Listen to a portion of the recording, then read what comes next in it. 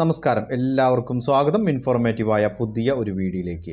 ഈ ഒരു ജൂൺ മാസം ഇവിടെ അവസാനിക്കാറായി. അതുകൊണ്ട് തന്നെ ജൂൺ 30-ാം തീയതിക്കുള്ളിൽ നിങ്ങൾ ശ്രദ്ധിച്ചിരിക്കേണ്ട വളരെ പ്രധാനപ്പെട്ട ചില അറിയിപ്പുകളാണ് ഈ ഒരു വീഡിയോയിൽ ഉൾപ്പെടുത്തിയിട്ടുള്ളത്. അവധി പ്രഖ്യാപിച്ചതുമായി ബന്ധപ്പെട്ടുള്ള അറിയിപ്പുകൾ, റേഷൻ കാർഡ് ഉടമകൾ ശ്രദ്ധിച്ചിരിക്കേണ്ട ചില പ്രധാനപ്പെട്ട വിവരങ്ങൾ. അപ്പോൾ വളരെ പ്രധാനപ്പെട്ട അപ്ഡേറ്റുകളാണ്. വീഡിയോ അവസാനം വരെ കാണുക.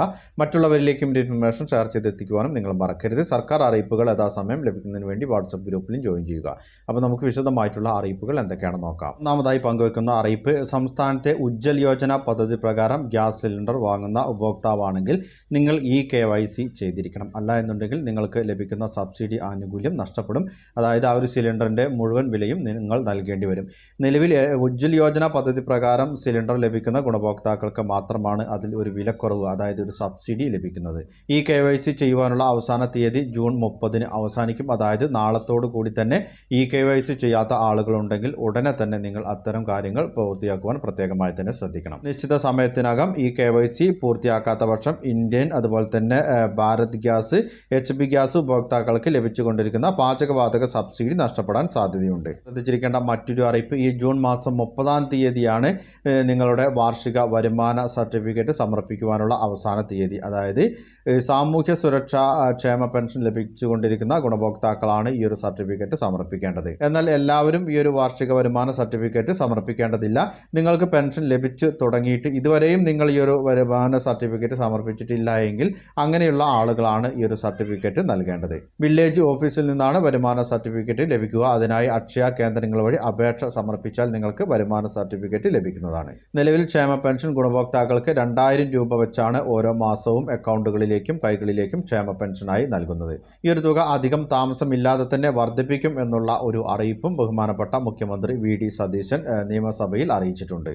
അടുത്തതായി ശ്രദ്ധിച്ചിരിക്കേണ്ട മറ്റൊരു പ്രധാനപ്പെട്ട അറിയിപ്പ്, ജൂൺ മാസത്തെ റേഷൻ വിഹിതം ഇനിയും കൈപ്പറ്റിയിട്ടില്ല എങ്കിൽ ഉടനെ തന്നെ നിങ്ങളുടെ റേഷൻ വിഹിതം വാങ്ങുവാൻ പ്രത്യേകമായി തന്നെ ശ്രദ്ധിക്കണം. 30-ാം തീയതിയോടുകൂടി ജൂൺ മാസത്തെ റേഷൻ വിതരണം അവസാനിക്കുന്നതാണ്. പിന്നീട് അടുത്ത ദിവസം അവധിയായിരിക്കും. പിന്നീട് 2-ാം തീയതി മുതലായിരിക്കും ജൂലൈ മാസത്തെ റേഷൻ വിതരണം ആരംഭിക്കുക. ഒരു ജൂൺ മാസത്തിൽ ഓരോ റേഷൻ കാർഡിനും എന്തൊക്കെ ആനുകൂല്യങ്ങളാണ് നൽകുന്നത് എന്നുകൂടി ഓരോ റേഷൻ കാർഡ് ഉടമകളും അറിഞ്ഞിരിക്കണം.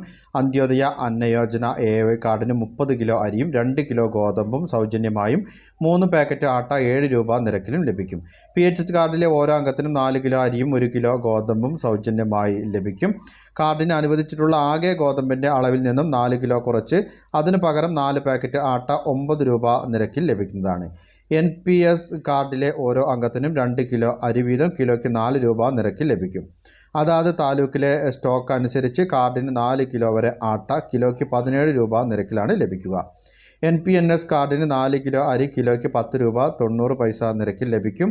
അതാത് താലൂക്കിലെ സ്റ്റോക്കിനനുസരിച്ച് കാർഡിന് 4 കിലോ വരെ ആട്ട കിലോയ്ക്ക് 17 രൂപ നിരക്കിലും ലഭിക്കും. കൂടാതെ 2026 ഏപ്രിൽ മെയ് ജൂൺ ക്വാർട്ടറിൽ വൈദ്യുതി ഉള്ള വീടുകളിലെ AY കാർഡിന് ആകെ 1 ലിറ്റർ മണ്ണെണ്ണയും PHH NPS NPNS കാർഡുകൾക്ക് ആകെ 1/2 ലിറ്റർ മണ്ണെണ്ണയും വൈദ്യുതി ഇല്ലാത്ത വീടുകളിലെ കാർഡുകൾക്ക് ആകെ 6 ലിറ്റർ മണ്ണെണ്ണയും ലഭിക്കുന്നതാണ്. അടുത്തതായി ശ്രദ്ധിച്ചിരിക്കേണ്ട മറ്റൊരു അറിയിപ്പ്, ഒഴിവാക്കൽ മാനദണ്ഡങ്ങളിൽ ഉൾപ്പെടാത്ത മുൻഗണനേതര, അതായത് NPS നീല, NPNS വെള്ള റേഷൻ കാർഡുകൾ മുൻഗണനാ വിഭാഗമായിട്ടുള്ള PHH പിങ്ക് വിഭാഗത്തിലേക്ക് മാറ്റുന്നതിനുള്ള ഓൺലൈൻ അപേക്ഷകൾ അംഗീകൃത അക്ഷയ കേന്ദ്രങ്ങൾ വഴിയോ സിറ്റിസൺ ലോഗിൻ പോർട്ടൽ വഴിയോ ജൂലൈ മാസം 17-ാം തീയതി വരെ വൈകിട്ട് 5 മണി വരെ സമർപ്പിക്കുവാനുള്ള അവസരമുണ്ട്.